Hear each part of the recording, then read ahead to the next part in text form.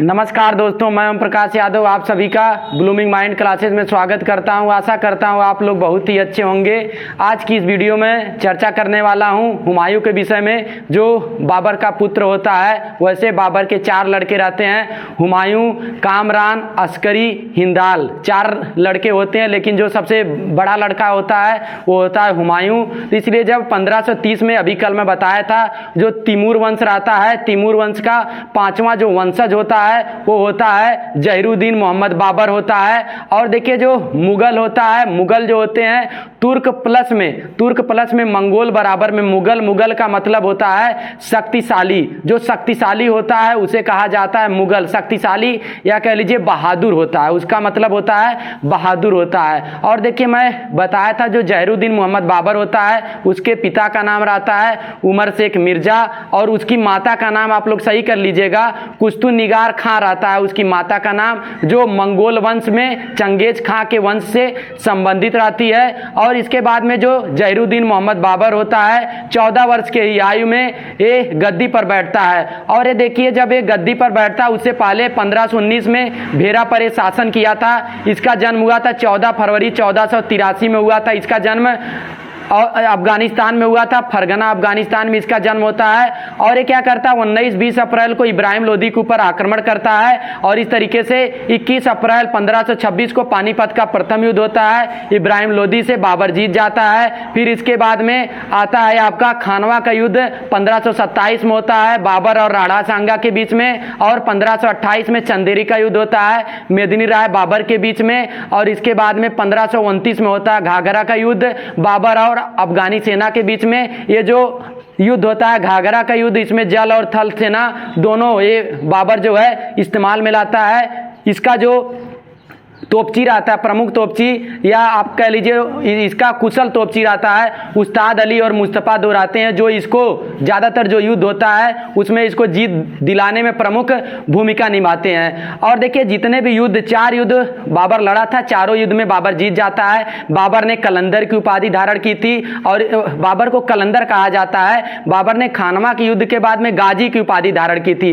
गाजी का मतलब होता है काफिरों के विरुद्ध युद्ध करने वाला। और जो बाबर था इसने अपनी आत्मकथा तुजू के बाबरी लिखी थी, जिसको इसने तुर्की भाषा में लिखा था, और इसके बाद में इसका जो अनुवाद कराया गया था फारसी भाषा में, अब्दुल रहीम खाने खाना ने इसका जो है कि फारसी भाषा में अनुवाद कराए थे। लेकिन आप देखिए अगर कहीं और क्वेश्चन पूछ रहा है, वैसे जो ज्ञानचंद यादव उसमें लिखा गया है कि आपका फारसी भाषा में पहले जो अनुवाद कराता है पायंद खां रहता है। पायंद खां इसका जो है कि तुजू के बाबरी का फारसी में अनुवाद कराता है। लेकिन वैसे ज़्यादातर परीक्षा में यदि आपसे पूछा जाता है तो आप बताएंगे कि फारसी में अनुवाद कराता है अब्दुल रहीम खाने खाना करवाता है, जो आपका अकबर का 9 रत्नों में से एक रहता है। तो इस तरीके से बाबर के विषय में इतना बहुत था, इतना यदि आप रिवीजन कर लेते हैं, देखिए आप जो पढ़ते हैं उसको रिवाइज करिए, तो रिवाइज करेंगे आपको याद हो जाएगा। अब देखिए जो मतलब इसमें रहते हैं, वैसे तो इसमें 17 वंशज होते हैं मुगल में, लेकिन मैं केवल 6 के विषय में ही चर्चा करने वाला हूं, 6 के विषय में। फिर देखिए जो 8वां रहता है जहांदार शाह रहता है। जहांदार शाह को कहा जाता है, इसको घिड़ित कायर कहा जाता है, और इसको कहा जाता है आपका लंपट मूर्ख, सॉरी, जो जहांदार शाह रहता है इसको लंपट मूर्ख कहा जाता है, और जो फरुखसियर होता है उसको घिड़ित कायर कहा जाता है, और जो मोहम्मद शाह होता है, मोहम्मद शाह को कहा जाता है रंगीला राजा। और मैं बताया था MBT मतलब मोहम्मद बिन तुगलक, जब आपको दिल्ली सल्तनत बताया था तो उसमें जो मोहम्मद बिन तुगलक होता है उसको पागल राजा के नाम से जाना जाता है। तो अब देखिए मैं बात करता हूं 1530 के बाद में। अब देखिए इस वीडियो में जो चर्चा किया जाएगा 1530 से 1540, फिर 15 साल का गैप होता है, जिसके दौरान ये जो हुमायूं रहता है ये पुनः अफगानिस्तान की ओर लौट जाता है। और इसके बाद में 1541 में क्या करता है, जो हिंदाल का गुरु रहता है अली अकबर जो रहता है, हाजी अली अकबर, उसकी जो लड़की रहती है हमीदा बानो बेगम, उससे शादी कर लेता है। और इसके बाद में फिर भारत में चढ़ाई करता है, और एक तरीके से फिर दिल्ली सल्तनत को अपने कब्जे में लेता है, और फिर जो मुगल होते हैं दिल्ली पर फिर आपका जो है कि शासन करते हैं। वैसे जो आपका 15 वर्ष का जो 1540 से 1555 का टाइम पीरियड रहता है। उस समय चलता है सूर्यवंश। सूर्यवंश का जो संस्थापक रहता है शेरशाह सूरी रहता है। तो उसके विषय में चर्चा नेक्स्ट वीडियो में किया जाएगा, उसका एक अलग मैं वीडियो बनाने वाला हूं। तो अब देखिए मैं इसमें बात करता हूं हुमायूं के विषय में। तो जो आपका हुमायूं रहता है ये आपका 1530, जब बाबर की मृत्यु हो जाती है 1530 में, तो आपका हुमायूं जो होता है 1530 से लेके 1530 से लेके 1540 तक शासन करता है। फिर इसके बाद में 15 साल का गैप हो जाता है 1555 से लेके 1556 ईडी तक के, फिर भारत पर जो है कि शासन करता है। देखिए जो अकबर रहता है काफ़ी उदारवादी, दानवीरता के कारण, उसकी दयालुता के कारण उसको कलंदर कहा जाता था। तो उसने पहले ही अपने पुत्र से कहा था कि देखो जब मेरी मृत्यु हो जाएगी तो तुम जो राज है उसको अपने भाइयों में बांट देना। जो बाबर रहता है उसके 4 लड़के रहते हैं, हुमायूं, कामरान, अस्करी और हिंदाल रहता है। अब देखिए जो अस्करी होता है, अस्करी जो होता है इसको क्या है, ये संभल देता है, संभल दे देता है हुमायूं अपने भाइयों को। देखिए जो आपका सल्तनत होता है, चाहे दिल्ली सल्तनत, चाहे मुगल साम्राज्य या मध्यकालीन भारत की बात करता हूं, यही एक व्यक्ति था जिसने अपने साम्राज्य को, अपने राज्य को अपने भाइयों के बीच में भी इसने विभाजित किया था, अपने भाइयों को भी दिया था। अब आप समझ सकते हैं हुमायूं कितना सही इंसान था। तो देखिए अस्करी को देता है, संभल दे देता है, और इसके बाद में जो हिंदाल, हुमायूं, कामरान, अस्करी, हिंदाल, जो हिंदाल रहता है उसको अलवर देता है, हिंदाल को अलवर दे देता है। और इसके बाद में बचता है कामरान बचता है। तो कामरान को ये देता है कांधार, कांधार एक किसको दे देता है, कांधार दे देता है, कामरान को दे देता है। तो इतना है, आप इसको ही मतलब पेपर में नहीं पूछा जाता, बस ऐसे ही है जैसे अगर टिपिकल टाइप का उसने प्रश्न कर दिया कि हुमायूं ने अपने भाई हिंदाल को कौन सा राज दिया, तो अलवर दिया। और कामरान को क्या दिया, कामरान को कांधार दिया। और अस्करी को क्या देता है, संभल देता है, और अपने खुद दिल्ली की गद्दी पर राज करता है। अब देखिए क्या होता है 15 से 31, इसके विषय में बात करता हूँ। 15 से 31 में होता है देवरा का युद्ध।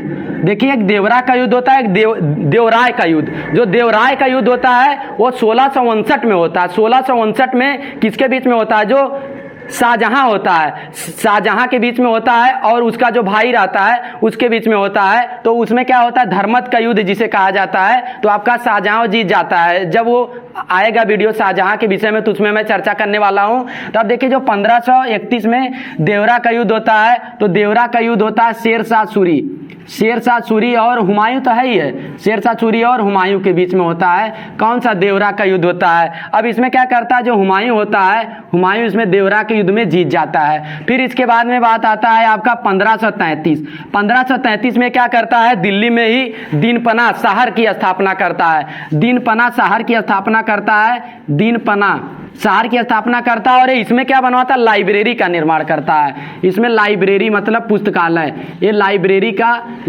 का निर्माण कराता है। दीनपना शहर जो होता है दिल्ली में, लाइब्रेरी का निर्माण इसने करवाया। अब देखिए बात आता है 1539। 1539 होता है, इसमें क्या होता है कि 1539 में चौसा का युद्ध होता है। देखिए यहाँ पे जो भी राजा थे वो क्या किया, अगर किसी को हरा देते थे तो उसको छोड़ देते थे, मतलब उसको मार डालो, सही रहता। अब देखिए यहाँ पे मतलब मैं इसके लिए नहीं कह रहा हूँ हिंसक बनिए, मतलब जो है देखिए यहाँ पे क्या करता है 15 से 31 में देवरा का युद्ध होता है शेरशाह सूरी और हुमायूं के बीच में। हुमायूं क्या होता है कि हार जाता है, हुमायूं जीत जाता है, और जो शेरशाह सूरी होता है हार जाता है। लेकिन जैसे ही 1539 में 8 साल के बाद में चौसा का युद्ध होता है, तो चौसा का युद्ध जो होता है शेरशाह सूरी पूछा जाता है परीक्षा में, चौसा का युद्ध किसके बीच में होता है, शेरशाह सूरी और हुमायूं के बीच में होता है। और इसमें जीतता कौन है, तो इसमें आपका जीत जाता है शेरशाह सूरी जीत जाता है। और इसके बाद में फिर देखिए 1540 जो होता है ये आपका कन्नौज का युद्ध होता है। 1540 में होता है कन्नौज का युद्ध होता है। 1540 में किसका युद्ध होगा, 1540 में कन्नौज का युद्ध होता है। इसमें भी देखिए शेरशाह सूरी और हुमायूं के बीच में, इसीलिए मैं लिख नहीं रहा हूँ, शेरशाह सूरी और हुमायूं के बीच में ही होता है। और कौन जीत जाता है, शेरशाह सूरी इसमें जीत जाता है। इतना देखिए होता है। फिर क्या करता है ना देखिए ये मतलब 1530 से 1540 इसका शासन इतने समय तक चलता है, क्योंकि हुमायूं उतना काबिल नहीं होता जितना इसके पिताजी काबिल रहते हैं। वो लगातार युद्ध जीतते चले जाते हैं, लेकिन ये एक ही युद्ध जीतता है। और देखिए जब ये 1540 से 1555 15 साल का गैप होता है, तो इसमें भारत से बाहर चला जाता है, अफगानिस्तान की ओर चला जाता है। तो वहाँ क्या होता है कि आपका हिंदाल के जो गुरु रहते हैं, हिंदाल के गुरु हाजी अली अकबर, हिंदाल के गुरु हाजी अली अकबर की पुत्री हमीदा बानो बेगम से 1541 में क्या कर लेता है, हुमायूं शादी कर लेता है। और जो हमीदा बानो बेगम होता है, इन्हीं से एक पुत्र होता है हुमायूं को, जिसका नाम रहता है अकबर, जो काफ़ी उदारवादी विचारधारा का, हिंदुओं को मानने वाला एक मुगल शासक था। तो देखिए अब इसमें बात करते हैं आपका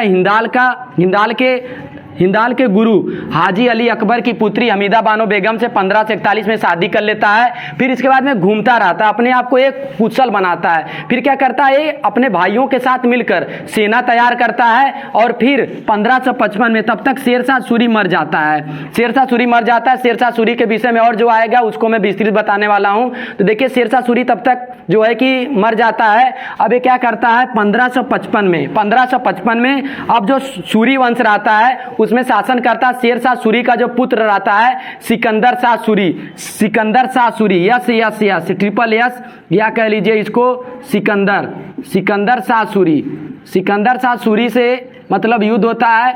और देखिए ये अब मतलब घूमकर जब आदमी असफल होता है ना, घूमता है कुछ वर्षों तक, तो उसको थोड़ा ज्ञान का, देखिए हमेशा यदि आप कोई तैयारी करते हैं फेल हो जाते हैं तो आप समझ लीजिए हमेशा जीरो से शुरुआत नहीं होती है। अब कहाँ से शुरुआत होगी, अब अनुभव से शुरुआत होती है। तो जब आदमी अनुभव से शुरुआत करता है ना तो बहुत अच्छा कर जाता है। तो यही होता है, इसने अपना अनुभव लगाया, जो 15 साल घूमा, इसका जो भी दिक्कतें फेस किया इसने 15 साल में, मतलब सीखा युद्ध शैली, कैसे दुश्मन को परास्त करते हैं, क्या रणनीति बनाते हैं, उसके आधार पर एक काम करना स्टार्ट कर दिया और अपने आप को एक तरीके से बेहतर बना लिया। जब इसने अपने आप को बेहतर बना लिया तो 1555 में सरहिंद का युद्ध, 1555 में कौन सा युद्ध होता है, सरहिंद का युद्ध होता है। 1555 में सिकंदर शाह सूरी के बीच में होता है सरहिंद का युद्ध। और इसके बाद में इसमें जो हुमायूं होता है, हुमायूं क्या करता है, हुमायूं जीत जाता है। हुमायूं अब देखिए जब ये जीत जाता है, फिर इसके बाद में क्या होता है, जो दीनपना शहर में लाइब्रेरी बनवाता है 1533 में। इसी लाइब्रेरी से जो पुस्तकालय होता है, इसकी सीढ़ियों से गिरकर ये शायद उतरता रहता है और एक तरीके से ढमिला जाता है। जब ढमिला जाता है तो ये आपका गिर जाता है। गिरने के बाद में इसके सिर उर में चोट लग जाती है, ऐसा बताया जाता था। तो ये मतलब इसका डेथ हो जाता है। तो आपका 1556 में इसकी मृत्यु हो जाती है। तो इसके विषय में देखिए इतना है। और प्लस में इसके विषय में जो महत्वपूर्ण है, हुमायूं नामा को किसने लिखा, तो हुमायूं नामा को इसकी सौतेली बहन रहती है गुलबदन बेगम। लिख लीजिए थोड़ा सा आप लोग, हुमायूं नामा को किसने लिखा, तो गुलबदन बेगम। ये इतना पढ़ा लिखा नहीं था जितना बाबर थे। बाबर हर मायने में काबिल थे। उन्होंने अपना तुजू के बाबरी लिखा था तुर्की में। और समझ लीजिए कोई आत्मकथा लिखता है ना, तो उसका क्या होता है कि वो खुद से, ठीक है, खुद से लिखा जाता है। तो यहाँ पे उसने आत्मकथा लिखा था, उसने हुमायूं ने अपना, और जो मतलब वो क्या बोलते हैं, बाबर ने लिखा था, हुमायूं ने तो नहीं लिखा था। हुमायूं नामा किसने लिखा था, गुलबदन बेगम। ये इसकी सौतेली बहन रहती है। नहीं पूछा जाता है, ये पूछा जाता है कि हुमायूं नामा को किसने लिखा था, तो हुमायूं नामा को गुलबदन बेगम ने लिखा था। और जो इसका मकबरा होता है, इसका टॉम, देखिए कल मैं टॉम बताया था, एक बार मैं रिवीजन करवा देता हूँ टॉम का। जहीरुद्दीन मोहम्मद बाबर जो होता है उसका जो टॉम होता है, पहले आराम बाग आगरा में होता है। फिर इसके बाद में उसको जब अकबर शासन करता है तो उसको काबुल में ले जाके दफनाता है। फिर इसके बाद में हुमायूं आता है। हुमायूं का जो टॉम रहता है, मकबरा जो रहता है, वो दिल्ली में रहता है। और हुमायूं के बाद में अकबर आता है। अकबर का जो मकबरा रहता है सिकंदरा में रहता है, सिकंदरा आगरा में पड़ता है। फिर जो जहांगीर रहता है, जहांगीर का मकबरा लाहौर में होता है। और जो शाहजहां होता है, शाहजहां ने आगरे का ताजमहल बनवाया था। इसलिए देखिए जो शाहजहां होता है ना, शाहजहां जो होता है वो क्या करता है, आगरे का ताजमहल बनवाता है। तो आगरे का ताजमहल जो बनवाता है शाहजहां, तो इसकी जब मृत्यु होती है वो अपनी पत्नी के याद में बनवाता है। तो आपका क्या होता है, इसकी जब मृत्यु होती है तो इसे आगरे में ही दफनाया जाता है। फिर आता है औरंगजेब। औरंगजेब का जो मकबरा है औरंगाबाद दौलताबाद जो महाराष्ट्र में पड़ता है। तो इतना आपको मकबरा याद करना है। तो मकबरा जब आप याद करेंगे तो ये परीक्षा में पूछा जाता है, तो आपके लिए काफ़ी फायदा होगा। तो देखिए जो मकबरा होता है, इसका मकबरा दिल्ली में कौन बनवाता है, तो इसका मकबरा हाजी बेगम जो होती हैं, इसका मकबरा दिल्ली में, मतलब इसका जो मकबरा दिल्ली में कौन बनवाता है, हुमायूं का मकबरा हाजी बेगम बनवाती हैं। इसका जो आत्मकथा होता है किसने लिखा था, तो इसका आत्मकथा गुलबदन बेगम ने लिखा था। और इसके बाद में इसकी मृत्यु कब हुई थी, तो इसकी मृत्यु दीनपनाह जो शहर होता है, दीनपनाह शहर में जो लाइब्रेरी होती है, लाइब्रेरी से गिरकर होती है। चौसा का युद्ध कब होता है, 1539 में शेरशाह सूरी और हुमायूं के बीच में शेरशाह सूरी बीन हो जाता है। और इसके बाद में कन्नौज का युद्ध 1540 में होता है। तो आपको देखिए चौसा का युद्ध हमेशा बहुत ही मेन टॉपिक है। चौसा का युद्ध, चौसा का आम, ठीक है, चौसा का युद्ध, चौसा का आम, तो आप समझ लीजिए कितना 39 से, ठीक है। चौसा का जब आम आपको याद रहता है तो चौसा का युद्ध भी याद करिए, 1539 में होता है। और इसके बाद में सरहिंद का युद्ध, सरहिंद से अगर आएगा ना, सरहिंद छोटा वाला शाह किसमें, सिकंदर शाह सूरी में दिखता है। तो आपका शेरशाह सूरी आप नहीं मारेंगे, क्योंकि शेरशाह सूरी जो होता है इसमें बड़का शाह होता है। तो यहाँ पे छोटका शाह होता है, सरहिंद और सिकंदर शाह सूरी के बीच में होता है, 1555 में होता है और हुमायूं जीत जाता है। तो इस तरीके से आपको वीडियो काफ़ी अच्छा लगा होगा। मैं बीच में थोड़ा तेजी से बताया हूँगा, तो वैसा चलता रहता है। आप एक बार इसको रख कर वीडियो आप देखिए, वीडियो आपको काफ़ी अच्छा लगेगा। वीडियो को लाइक, शेयर, और चैनल पे यदि आप पहली बार विजिट कर रहे हैं तो चैनल का बेल आइकन को दबाकर और उसको जो है कि सब्सक्राइब करें, बेल आइकन का बटन दबाएं। तो धन्यवाद, जय हिंद।